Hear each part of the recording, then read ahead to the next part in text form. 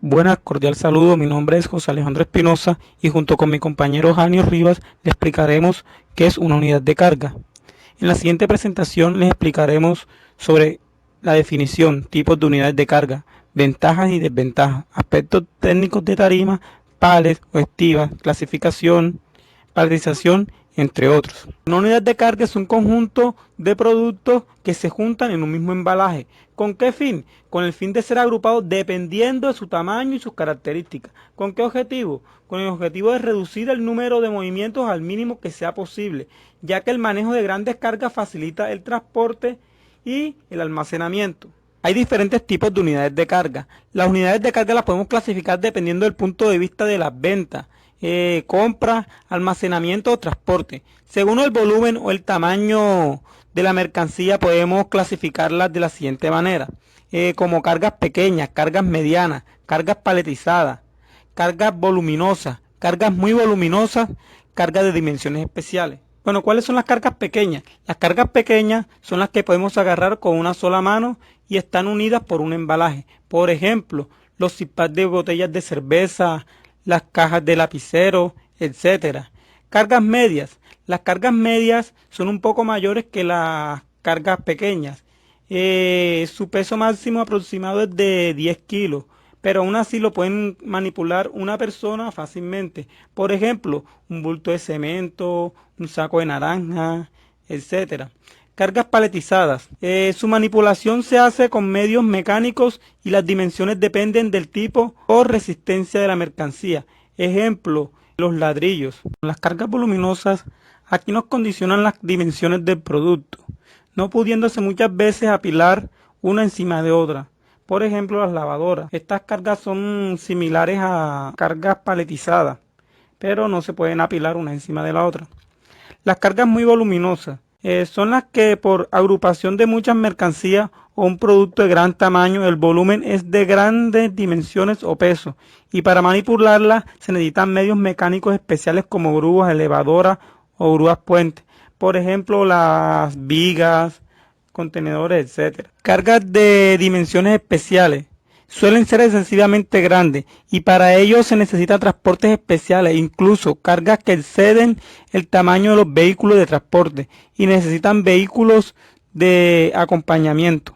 Según su peso, las cargas se clasifican de menor a mayor peso, como son las cargas ligeras, que pesan hasta 5 kilos. Las cargas medias oscilan entre 5 y 25 kilos.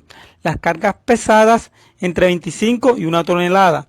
Y las cargas muy pesadas son superiores a 1 tonelada. También se clasifican según la forma de apilarse, que son cargas sencillas y cargas apilables. Las cargas sencillas con dimensiones normales, pero no podemos apilarlas una encima de otra. Estas son almacenadas en estanterías por unidades, por ejemplo sillas, etcétera. Las cargas apilables, estas sí podemos apilarlas una encima de otras, aunque están sujetas a unas normas de apilamiento para que los productos no sufran ningún daño en el momento de ser apilados por el peso ni nada. Otra forma de clasificar las cargas son por lotes, según sus lotes o las unidades que componen el embalaje. Aquellas constituidas por una sola unidad, como por ejemplo una lavadora. Aquellas constituidas por 3, 6, 12, 24, 30 unidades, como por ejemplo cajas de vinos, paquetes de detergente, entre otros. Aquellos formados por 100 unidades, como por ejemplo las baldosas. Aquellos formados por más de 100 unidades, como pueden ser pales de 648 botellas de aceite de oliva de 1 litro. Bueno, otra forma de clasificar las cargas son según su fragilidad. Según su fragilidad la podemos clasificar como frágiles, ligeras y resistentes. ¿Cuáles son las frágiles? Son los productos que por sus características no se les puede poner otro encima y han de ser colocados de forma individual, por ejemplo las bombillas. Estas no las podemos colocar una encima de otra porque son muy frágiles, a no ser de que tengan un embalaje. Las ligeras son aquellas que permiten un cierto peso. Por ejemplo, las cajas de leche solamente se les puede colocar 7 cajas hacia la altura. Las cajas de huevo también se les puede colocar únicamente 5 cajas encima. Las resistentes, como son las que soportan mucho peso encima, por ejemplo ladrillos, vigas de acero, etcétera. Ahora le hablaremos sobre las tarimas. Las tarimas son una unidad mínima de almacenamiento y se definen como una plataforma rectangular horizontal utilizada como base para apilar, almacenar, manipular y transportar cargas en general. La altura sobre el suelo de esta plataforma permite su manejo mediante medios mecánicos, que en forma de horquilla se introducen bajo dicha plataforma. Bueno, las tarimas las podemos clasificar según su construcción, por sus entradas, por su duración y por el material. La clasificamos como reversible y no reversible. ¿Cuál es una reversible? La que la plataforma superior e inferior son iguales y se pueden colocar los artículos en cualquiera de ellas. Aquí en esta diapositiva podemos observar una de esta imagen. La no reversible. La plataforma superior e inferior tienen configuraciones diferentes y ciertos artículos solo se pueden apilar en la plataforma superior. Bueno, por sus entradas. Por sus entradas las tarimas las podemos clasificar de 2 entradas, 4 entradas y 8 entradas. Las de 2 entradas solo permite la entrada de las uñas del montacarga por 2 de sus lados y en sentido opuesto. De 4 entradas permite la entrada en los 4 lados. Y las de 8 entradas, las horquillas o uñas del montacarga pueden introducirse en forma diagonal. Por su duración, las estivas o tarimas pueden clasificarse como retornables y no retornables. Las retornables se pueden utilizar más de una vez, por lo cual deben ser fuertes, duraderas, reparables, de fácil mantenimiento. Por lo general pueden ser de maderas, metálicas o plásticas, o también pueden tener material combinado. Las no retornables son aquellas que no podemos utilizar una sola vez, como por ejemplo las paletas de cartón. Por el material depende del material. Pueden ser de plástico, de madera, de metal, de cartón, de aglomerado. También pueden clasificarse por ciertas modificaciones como son cuñas oblicuas, con abertura en el tablero, costados articulados, travesaños o las que se toman con eslinga. Las cuñas oblicuas se utilizan para cargas de saco. Con abertura en el tablero, estas son con el fin de acoplar bobinas o cuerpos cilíndricos en la estiva. Costados articulados se utilizan con el objetivo de impedir la caída de los materiales. Los travesaños son para separar objetivos diferentes. Y las de tomas por eslinga pueden darse en el caso de que las cargas deben ser tomadas con unas eslingas para manutención de grúas, en particular en los puertos. Para ello se colocan ganchos o anillos en los 4 ángulos. La paletización consiste en agrupar sobre la tarima una cierta cantidad de objetos individuales poco manejables o pesados o voluminosos. La paletización implica envolver y en cierto sentido amarrar o sellar la paleta con su carga. Bueno, la paletización tiene muchas ventajas. Una de las ventajas es que la facilidad en la recepción y control de entrega, aceleración de las descargas y almacenamiento, aligeración en los puestos de carga y despeje de muelles. Aquí ahorramos mucho tiempo también, porque si están bien paletizadas, no tenemos que montar una por una los productos, ni porque las tenemos paletizadas, están ordenadas. Mejor aprovechamiento de los espacios de almacenamiento. Reducción de daño de las mercancías gracias a las mejores condiciones de transporte. Se simplifica el manejo de inventario. Mejora de la preparación de pedidos y la distribución de mercancías. Bueno, yo voy a proseguir sobre patrones de carga. Las cargas de las paletas dependen del tamaño de esta, la altura en que se apile la carga sobre la tarima y la densidad de la carga. Una altura común de carga es de 4 pies.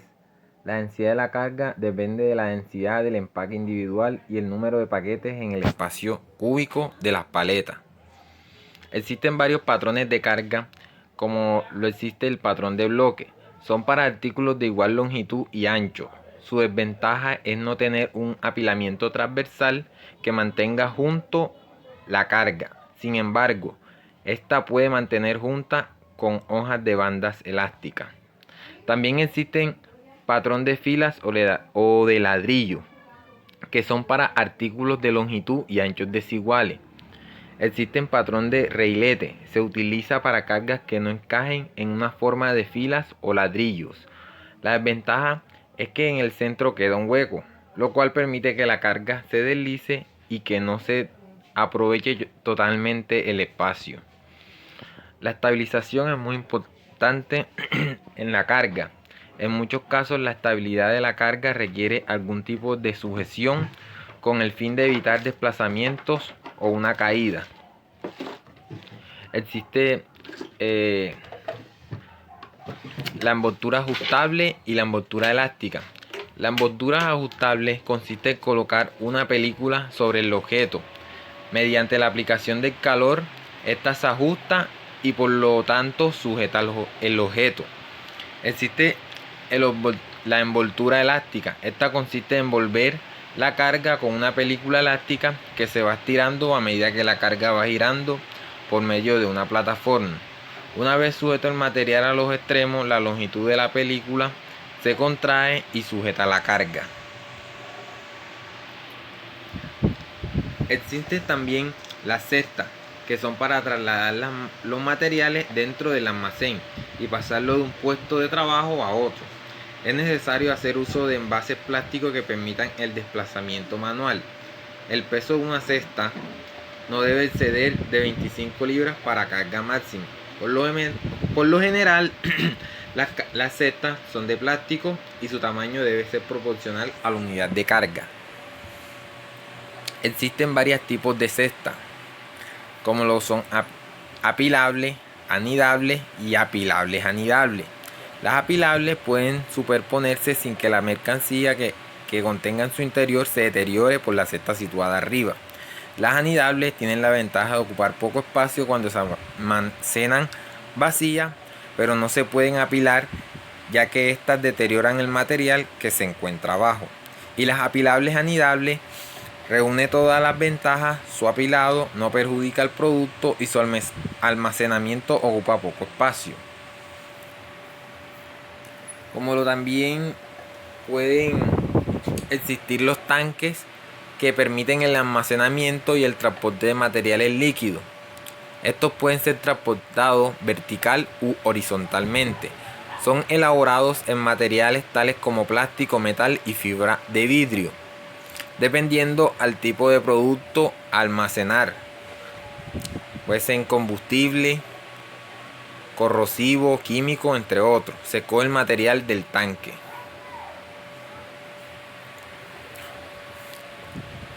Como lo pueden existir otros tipos de unidades modulares, como son los bidones, que son los envases cilíndricos con fondo plano o con vado, de metal, cartón, plástico.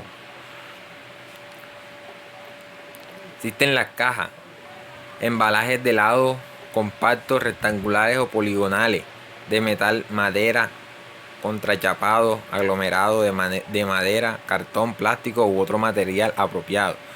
Las cuñetas o baldes, envase de metal o de plástico, de sección rectangular o poligonal, provisto de uno o varios orificios.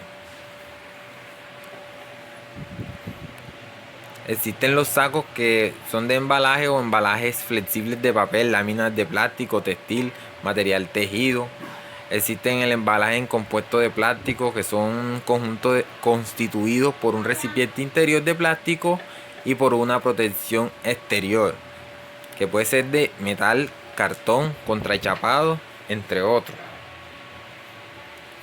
Está el embalaje compuesto de vidrio porcelana Grez, conjunto constituido por un recipiente interior de vidrio, porcelana o grés con una protección exterior, ya sea de metal, madera, cartón, plástico. Está el embalaje auxiliar, que es el embalaje especial en el que se colocan bultos con mercancías peligrosas que hubieren resultado dañados, presenten defectos o produzcan fugas, o de mercancías peligrosas que se hubieren desparramado o extendido con un objeto efectuar un transporte a fines de recuperación. Existen los embalajes metálicos ligeros. Son los embalajes de sección circular, elíptica, rectangular o poligonal, así como cónicos, y envases de tapas cónicas o recipientes en forma de balde. Está el embalaje estanco a los pulverulentos. Existe el embalaje reutilizado, que es el embalaje que previo examen haya sido declarado excepto de defectos que pueda afectar a su actitud para superar las pruebas funcionales. Esta definición incluye en particular aquellos que se vuelven a llenar de mercancías compatibles, idénticas o análogas y que se transportan dentro de cadenas de distribución que dependan del expendidor de producto. Concluyendo todo esto sobre unidad de carga, este trabajo nos llevó a ampliar nuestro concepto sobre el tema unidad de carga y todo relacionado a ello.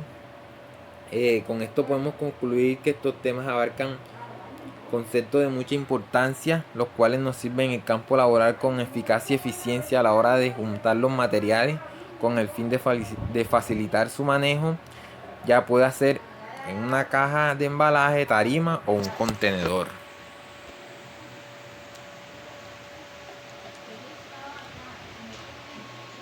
Nuestra biografía.